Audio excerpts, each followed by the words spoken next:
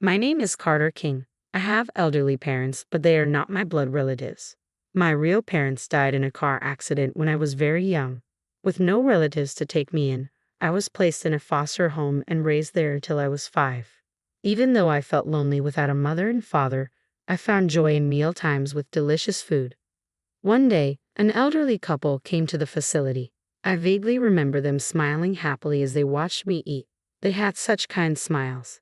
After a while, the couple, the Kings, decided to adopt me.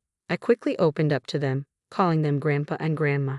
They had a small garden where they grew vegetables and sold them at a local farmer's market. Though they didn't make much money, the leftovers from the market and the vegetables not good enough for sale ended up on our table every day. I loved Grandma's pickled cucumbers and potato soup.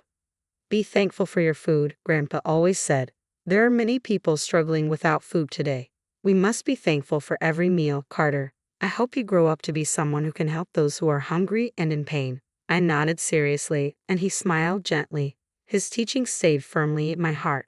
We lived a simple life without luxury, but were raised with a lot of love and happiness. I helped with the farming while attending high school.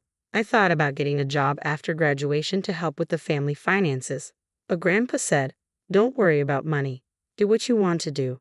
I think he understood that I wanted to do something that would help people in the future. But at that time, I lacked the knowledge and didn't know where to start. I wanted to go to college to learn about social work, economics, logistics, and more.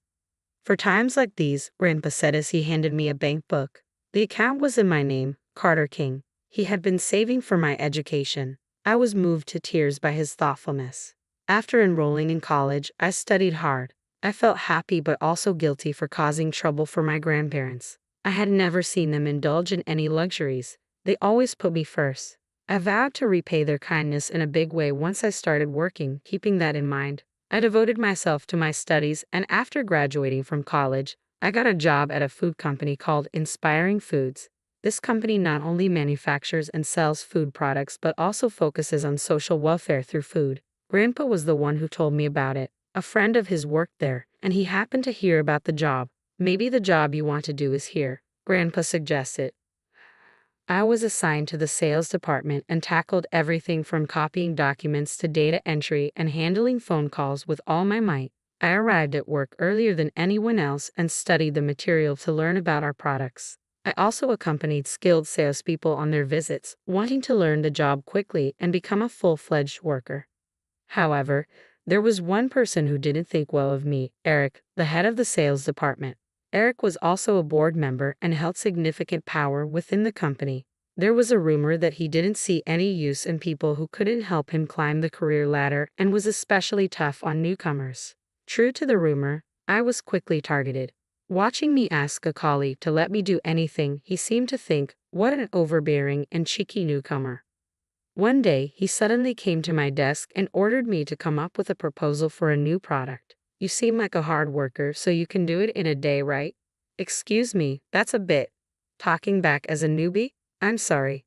Unable to object, I gathered all the ideas I could think of and somehow put together a proposal, which I submitted to him. It was a concept for a stir-fry vegetable sauce inspired by Grandma's cooking. Eric glanced at it and scoffed, pushing the proposal back to me. "Who would buy something like this? Our clients are looking for something more upscale. We don't need cheap stuff like this." "Haven't you ever eaten any good food?" "I'm afraid I'm not very familiar with upscale stuff. Could you perhaps give me a few tips on how to improve?" "Use your own head to think." "Well, I guess that's too much to ask from someone raised in a poor family." "Yes, sir. This kind of thing happened almost every day. Honestly, going to work became a struggle, but I had a reason I absolutely couldn't quit. I had a dream of taking my grandparents to a fancy restaurant with my first paycheck. I was sure they'd never been to a fancy place like that. They'd hardly ever eaten out. I thought to raise me, they must have made many sacrifices. I wanted to give them a little luxury for once. I wanted to treat them to an amazingly delicious feast. They raised me like their own family with no blood relation, and I wanted to repay their kindness as soon as I could. A month after I had entered the company, I finally received my first paycheck. I was proud of earning money through my own work. One of my colleagues recommended a fancy restaurant he had used for entertaining clients. So I made a reservation for 3 and called my grandparents. They were surprised when I suggested going to such a luxurious place, thinking we were going to a family diner or something. Are we really going into such a fancy place? Grandma seemed a bit confused. I got my first paycheck. It's money I earned myself as a working adult. It's always been my dream to treat you both, I said. Tears welled up in her eyes. It's all thanks to Carter's thoughtfulness. Let's enjoy the feast without holding back, Grandpa said happily. Nervous about our first time in such a restaurant, we stepped in. Then, from a back room, I heard a familiar voice. As the door opened, Eric came out. Hi, good evening, I said, reflexively straightening my posture. Why are you here? He looked at me curiously. Just having dinner with my family, I replied timidly. This place is for entertaining important clients, not for common folks like you. He scrutinized us and continued. Coming to a restaurant in such cheap attire is out of place. Even if you eat high-end food, you won't appreciate its value. Why don't you go to some cheap diner around the corner? His words pierced my heart. It was one thing for me, but I had made my grandparents feel bad too. That was far from the filial piety I had hoped for. Filled with frustration and shock, I couldn't say anything back. Then Grandpa, who had been quietly listening, spoke up. The one who's out of place is you, he said in a tone I had never heard him use before. Who do you think you're talking to? Eric started angrily coming towards Grandpa, but when he got a good look at Grandpa's face, he exclaimed loudly, Mr. King. Then he quickly went pale and sat down on the spot. Bringing happiness to everyone through the power of food, Grandpa murmured. That was the corporate philosophy of inspiring foods. I've been meaning to talk to you about it, Carter. Are you ready to hear me out? He began to speak quietly. Our family has owned vast lands for generations, which allowed us to live without want. One day, over 30 years ago, the president of Inspiring Foods came to us wanting to buy our land. He wanted to build a factory for his company to expand his business. Upon further discussion, I learned that Inspiring Foods had been donating food to children in foster care. The president grew up in a poor family himself, often going hungry. He had a strong desire to provide delicious meals to as many children as possible. He was passionate about expanding his business to support more orphan children, families, and those in need. I was deeply moved by his feelings.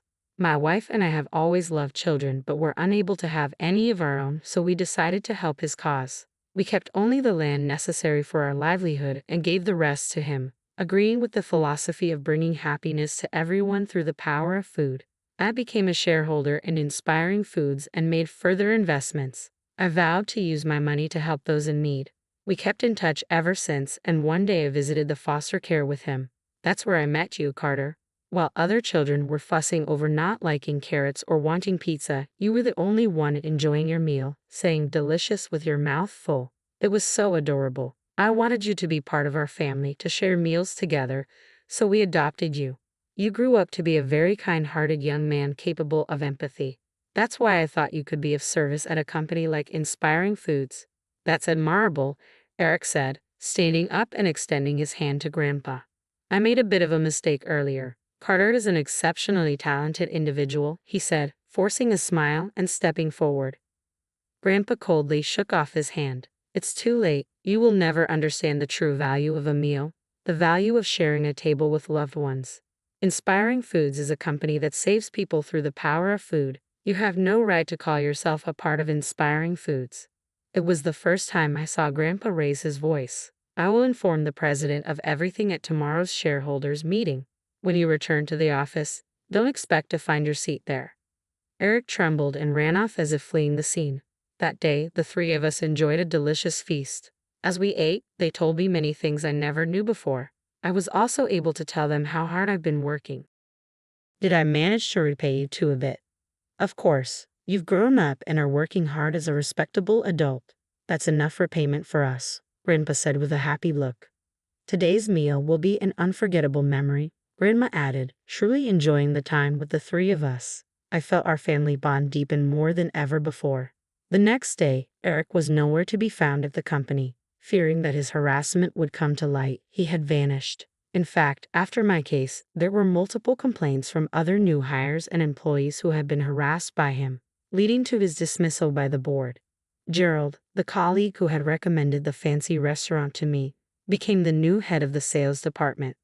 No one has worked as hard as you in their first month, Gerald said, praising my efforts. He even took the time to review the proposal Eric had rejected, offering many suggestions. "You might become president one day," he said with a laugh, showing affection. "I want to continue gaining experience and someday take part in a business that delivers delicious meals to those in need. For now, I'm committed to giving my all to the work in front of me, to help create happy moments around the dining table for others. I work for the sake of society today, as always."